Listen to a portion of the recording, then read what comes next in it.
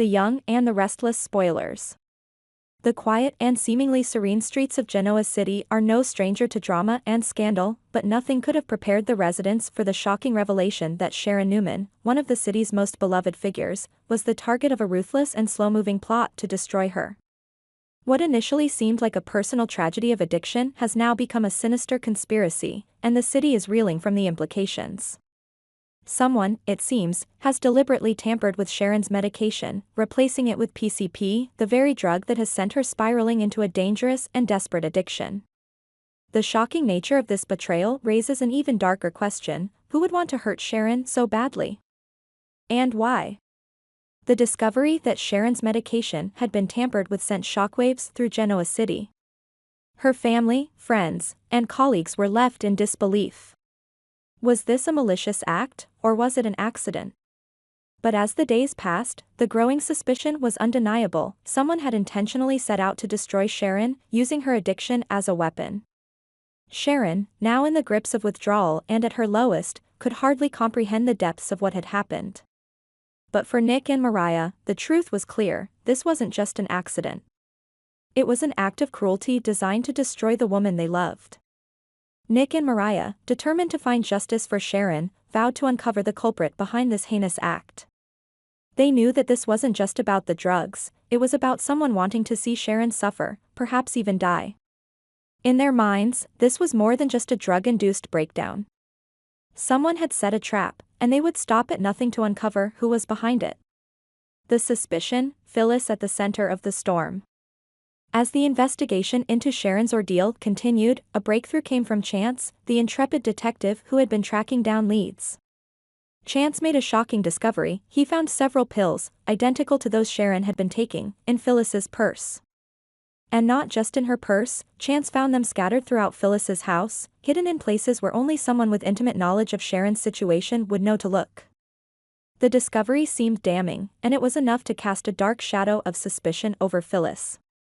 Could it really be Phyllis?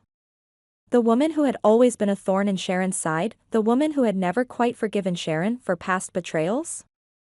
To many, the idea seemed almost too easy, too obvious. And yet, as the pieces began to fall into place, it seemed as though Phyllis might indeed be the one responsible. After all, she had motive. Phyllis had never forgiven Sharon for her various indiscretions, from Sharon's past relationships with Nick to her role in disrupting Phyllis's own life. But was this enough to make her a killer in the making? Phyllis, when confronted, vehemently denied any involvement. Her face flushed with panic as she claimed ignorance, insisting that she had no idea how the pills had ended up in her possession. "I don't know anything about it," she cried. "I swear, I'm not responsible for this." Her protests, however, fell on deaf ears.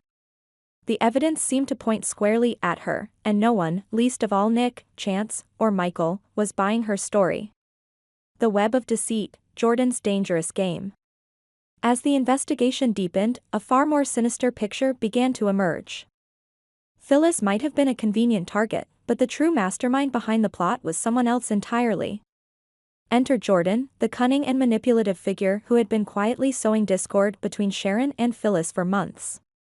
Jordan had played a dangerous game, carefully stoking the flames of Phyllis's hatred toward Sharon and using it to create the perfect storm.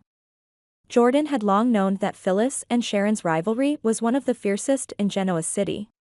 She also understood that Phyllis, in her quest for revenge, would stop at nothing to bring Sharon down. Jordan saw an opportunity to exploit this bitter feud, pushing Phyllis to her breaking point and setting the stage for the trap that would ruin Sharon's life. By planting the drugs in Phyllis's house and setting her up as the prime suspect, Jordan ensured that the blame would fall squarely on Phyllis. The irony was that Phyllis, who had been manipulated into a position of guilt, was now under suspicion for a crime she didn't commit.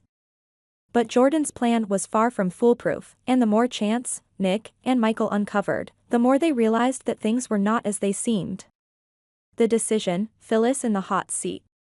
With the mounting evidence and Phyllis's increasingly erratic behavior, the pressure was on. Could Chance, as the investigating officer, make the bold decision to arrest Phyllis based on circumstantial evidence? Was there enough to charge her, or would he be rushing to judgment?